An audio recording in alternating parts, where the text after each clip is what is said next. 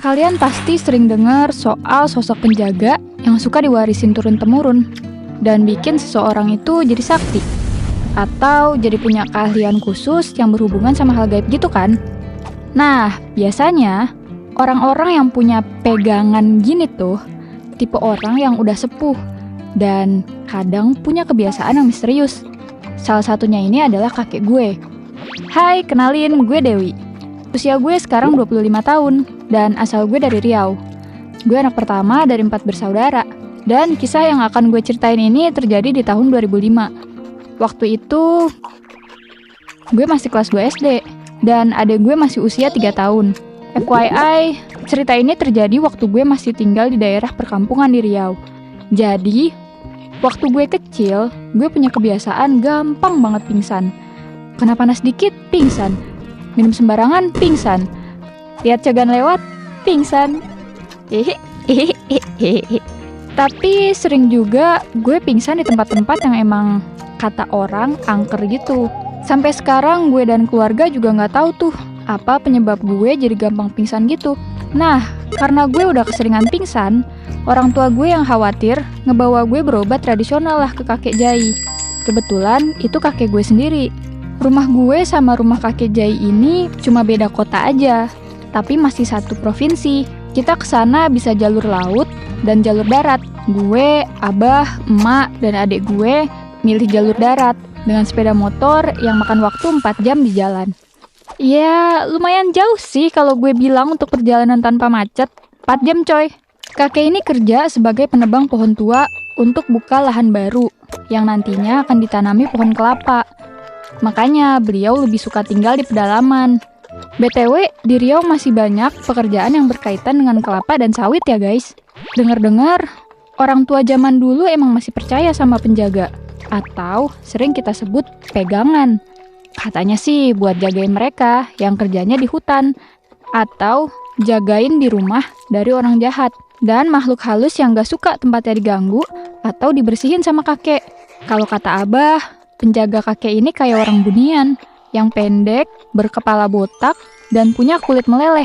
Kayak butiran keringat yang jatuh ke bawah dan bergelayutan gitu.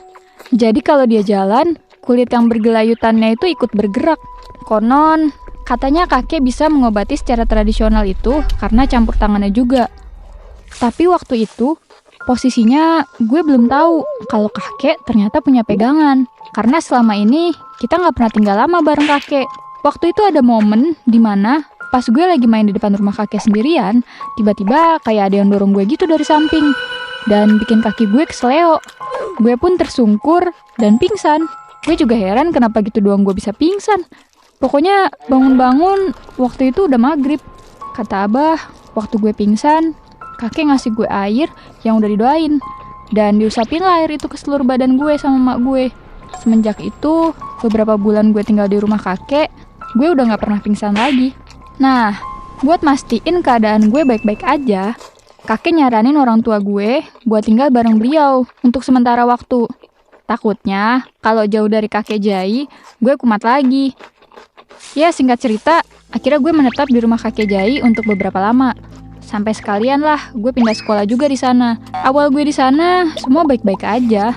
Tapi setelah beberapa minggu kita tinggal di sana, mulai tuh banyak kejadian-kejadian aneh yang gue rasain. Apalagi setiap malam Jumat. Dulu, gue sama abah punya kebiasaan buat ngaji bareng di kamar setiap malam Jumat. Nah, setiap gue sama abah ngaji, kakek ke dapur dan kayak ngegerutu gitu, marah-marah sendiri, nggak tahu kenapa. Semenjak hari itu, semuanya berubah 180 derajat. Pintu kamar kakek selalu dikunci. Kakek mulai jauhin gue dengan banyak alasan. Kalau gue ajak ngobrol, responnya juga udah beda. Apa mungkin karena doa yang selalu abah bacain ke gue dan adik gue kali ya setiap kita mau tidur. Suatu hari, gue sama paman gue, yang waktu itu seumuran sama gue, nekat nih ceritanya, pengen masuk ke kamar kakek. Karena kata paman gue, di kamar kakek tuh banyak jajanan. Nah, karena pintu kamar kakek itu kekunci, akhirnya gue sama paman gue milih buat manjat jendela kamar kakek. Langsung nih, sound efeknya Mission Impossible. Paman gue bantu gue naik duluan. Baru abis itu dia ikut naik pakai ember sebagai pijakan. Pas gue masuk ke dalam kamar kakek, bener aja dong. Ternyata emang banyak snack dan coklat di sana. Gue akhirnya ambil beberapa bungkus. Tapi paman gue malah fokus sama barang yang ada di atas lemari. Bentuknya panjang, besar, dan kayak pisau gitu. Ternyata itu badik punya kakek. Paman gue yang penasaran ngambil barang itu dan mutusin buat bawa keluar. Padahal gue udah bilang, jangan sembarangan nyentuh barang kakek, kecuali makanan yang jelas-jelas enak dan bikin kenyang. Karena kita takut ketahuan, buru-burulah kita keluar dari kamar itu lewat jendela yang sama. Di saat gue sibuk makanin semua snack yang gue ambil tadi satu-satu, paman gue ini malah sibuk mainin badik punya kakek gue.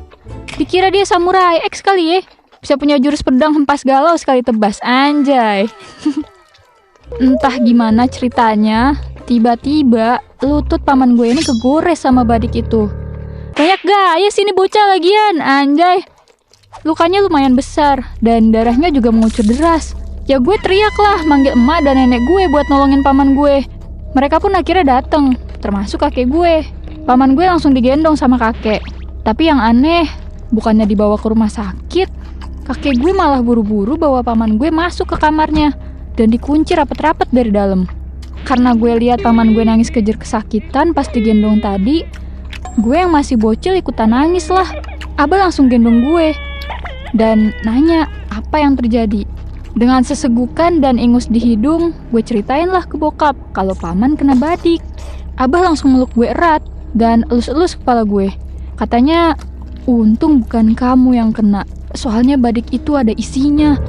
Gue yang gak ngerti omongan Abah, ya cuma ikutan meluk dia. Semenjak siang itu, paman gue sama sekali gak bisa jalan. Kurang lebih sampai 2 mingguan. Setiap dicoba jalan, pasti kesakitan dan berat banget. Mungkin efek dari makhluk yang ada di badik itu kali ya? Wallahualam deh. Semenjak itu, Abah ngelarang gue masuk ke kamar kakek lagi. Kalau gue tanya kenapa, dia cuma diem aja. Gue kira keanehan cuman sampai di situ aja. Tapi ternyata enggak, guys. Pernah satu keanehan terjadi. Dan gue nggak bisa lupain itu. Waktu itu, bibi gue denger ada suara angin bertiup kenceng banget di atas langit-langit rumah. Dibarengin sama suara anjing yang tiba-tiba ngegonggong di bawah rumah. Dan azan maghrib yang berkumandang. Tiba-tiba, bibi gue teriak dan nangis histeris. Ternyata dia kesurupan, bejir. Gue nggak tahu pasti waktu itu gimana kejadiannya. Soalnya, gue sama emak dan adik harus mendekam di kamar sampai semuanya selesai. Kata Abah, waktu kesurupan, bibi ngomong gini, "Kami minta makan! Kami minta makan! Kami minta makan!"